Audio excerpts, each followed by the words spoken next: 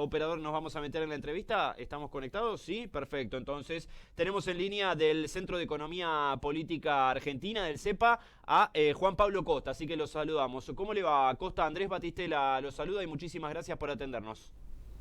Hola Andrés, ¿cómo estás?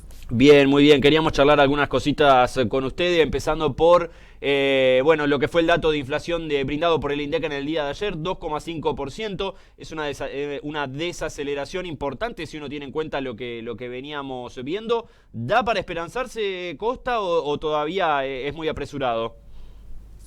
No, yo creo que sí, en un punto, a ver, venimos en un proceso sostenido de desaceleración, muy gradual.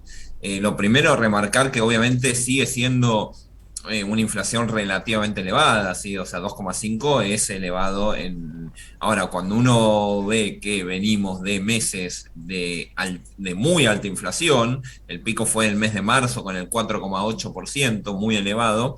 Y a partir de ahí, a partir de ese mes, todos los meses vemos una gradual reducción de la inflación, con lo cual, llegando al 2,5 durante el mes de agosto, con lo cual, evidentemente estamos en un proceso de desaceleración inflacionaria.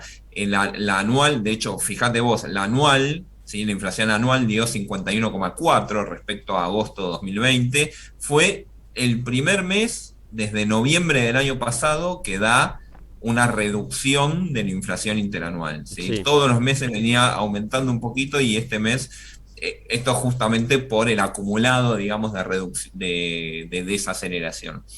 Ujú. Ahora, además de esto, dentro de lo que es la canasta de productos y servicios que se releva a través del índice de precios al consumidor, que es justamente lo que uno habitualmente denomina como inflación, tenemos que algunos rubros en particular muy sensibles han aumentado incluso por debajo del promedio, lo cual es además una muy buena noticia, y me refiero fundamentalmente a alimentos y bebidas, que aumentó un 1,5% durante el mes de agosto, ¿sí? Un punto menos que el promedio general, es, digamos, sustancialmente menos, con lo cual me parece que es una muy buena noticia. Y además de todo esto, tenemos que seguramente la previsión durante los próximos meses sea digamos, a que se continúe este sendero de desaceleración, fundamentalmente enfocado en que tenemos los principales precios que habitualmente se los conoce como precios reguladores, porque son los precios que determinan otros precios, regulados o en muchos casos congelados. Tarifas, combustibles, que ya se anticipó que no va a haber aumentos por lo menos hasta fin de año, lo mismo con las tarifas, y bueno, y en general todos los servicios públicos, con lo cual, y el tipo de cambio no es un precio en Sí. sí, pero está también muy, muy estable, y, no, y de hecho se está moviendo por debajo de la inflación. Cuando uno ve la tasa, parece una cuestión técnica, pero cuando uno ve la tasa de devaluación, está por debajo de la inflación. Esto significa que el tipo de cambio no está alimentando a la inflación, ¿sí? Sino que crece por atrás. Claro. Ahora, Costa, escuchaba en relación a los resultados de las PASO del domingo pasado que hay como una idea, que incluso hace un ratito estaba hablando Martín Guzmán, de relajar un poco la macro para, es decir, todo lo que tiene que ver con lo que dejó Macri en restricciones externas y en materia de divisas, para generar un shock interno que mejore un poquito el poder adquisitivo de los argentinos y de las argentinas. Esto no puede llevar a que el proceso inflacionario tenga otra vez un nuevo impulso si se da de esta manera.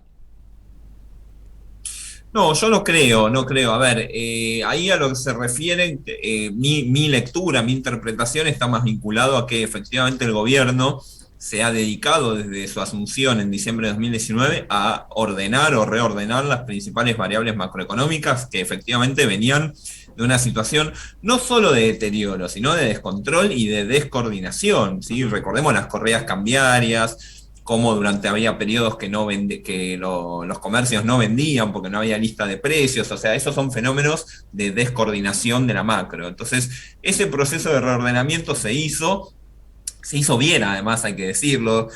Hace un año, exactamente hace un año, estábamos discutiendo el aumento del dólar. Se veían las pantallas de televisión, el dólar blue llegando casi a 200 pesos. bueno, muchos economistas anticipaban un dólar a fin del año pasado en 400, 500 pesos, otros anticipaban ya, pronosticaban hiperinflación para 2020, no ocurrió en 2020, no ocurrió en 2021, lo mismo una estampida del dólar. Y de hecho, fíjense que el gobierno recibió una derrota claramente el domingo pasado en las PASO y la economía no se ha sobresaltado, ¿sí? Es decir, las principales variables siguen estabilizadas, el tipo de cambio no se ha disparado, digamos, no ha habido mayores cambios. Eso te habla de una cierta estabilidad y un éxito en el trabajo de reordenamiento. Ahora, evidentemente, acá hay un mensaje también de la población que está vinculado a el poder adquisitivo. Yo creo que es la gran clave que tiene que trabajar el gobierno en estos meses por venir, ¿sí? Hay un deterioro del poder adquisitivo de arrastre, ¿sí? De arrastre de los últimos años, que en pandemia obviamente eso no ha mejorado y hay un cansancio. Entonces, ahí obviamente la cuestión de la inflación es muy importante, ahí se viene trabajando con relativo éxito, creo yo, en ir desacelerando, ¿sí? Porque la inflación siempre va a ser un proceso gradual, no se puede pretender que baje de golpe, ¿sí? Ahora, combinado con eso, vos necesitas una recuperación de los ingresos, ¿sí? Ujú. Entonces, no es solo bajar los índices de inflación, lo cual es bueno, sino además rápidamente recomponer ingresos para poder, obviamente, mejorar el poder adquisitivo. Ahora, en términos que eso pueda alimentar la inflación, a mí, digamos, yo no estoy de acuerdo, esta es una mirada más bien monetarista, más vinculada al liberalismo y a la ortodoxia económica, que plantea que en la medida que hay un aumento de la actividad económica, eso automáticamente genera inflación, porque va a precios, ¿no? Y la realidad es que eso no es así, porque eso presupone que vos tenés a todas las industrias y a todo el sector productivo trabajando a tope de capacidad. ¿Sí? Entonces, como aumenta la demanda de productos y no pueden producir más, aumentan los precios. Pero eso no es lo que ocurre acá. Si nosotros tenemos capacidad ociosa para poder aumentar la producción.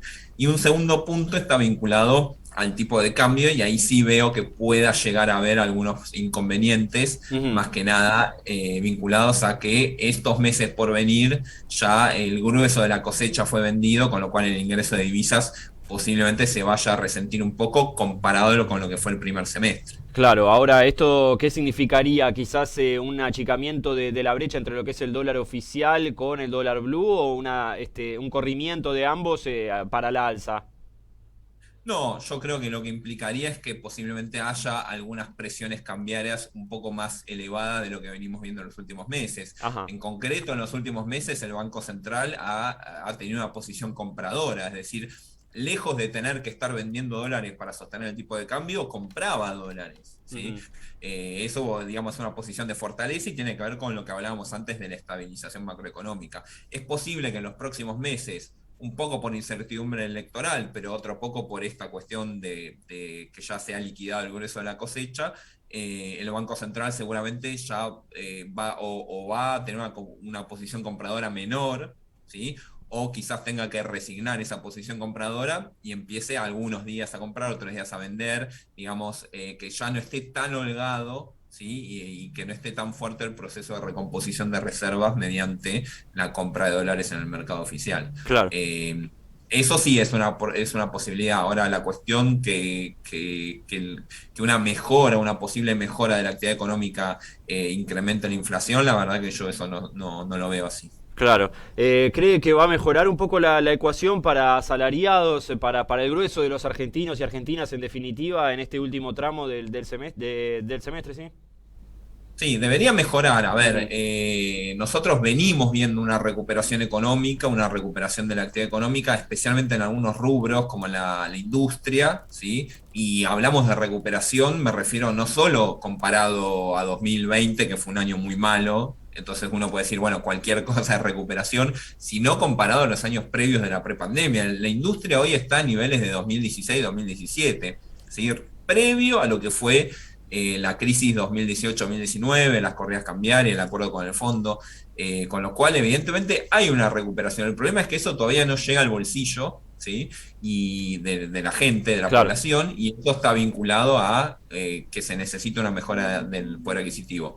Yo creo que por un lado, este proceso de recuperación económica en los próximos meses es posible que empiece a impactar, ¿sí? De manera positiva en la situación general de la economía, de la población. Y por otro lado, seguramente algunas medidas que pueda tomar el gobierno vinculado a acelerar este proceso de recuperación de poder adquisitivo, ¿sí? Por ejemplo, adelantar la actualización de los salarios mínimos, del salario mínimo, mejor dicho, que es un número, es un indicador muy importante porque determina también otras políticas los montos, ¿no? De otras políticas de asistencia social que se actualizan a la par. Lo mismo adelantar aumentos establecidos en paritarias, en algunos casos reabrir paritarias también que han quedado atrasadas. Evidentemente, creo que es la principal asignatura que queda para estos meses, ¿no? Para la política oficial, recomponer ingresos. En un escenario macroeconómico estabilizado, en un escenario en donde el tipo de cambio y la inflación, que son muchas veces en la macro lo que más te puede desestabilizar, eso lo tenés estabilizado, el tipo de cambio está estable, la inflación viene con un proceso de desaceleración. Bueno, evidentemente la gran asignatura pendiente es salarios e ingresos, no solo salarios, ingresos del Claro, conjunto de la población. claro. Costa, le agradecemos por este contacto acá con Canal 5 Santa Fe y Agencia de ERF. La seguimos en cualquier momento. Hasta luego, un gusto. Un gusto, chau, chau. Juan Costa, del Centro de Economía Política Argentina, en relación a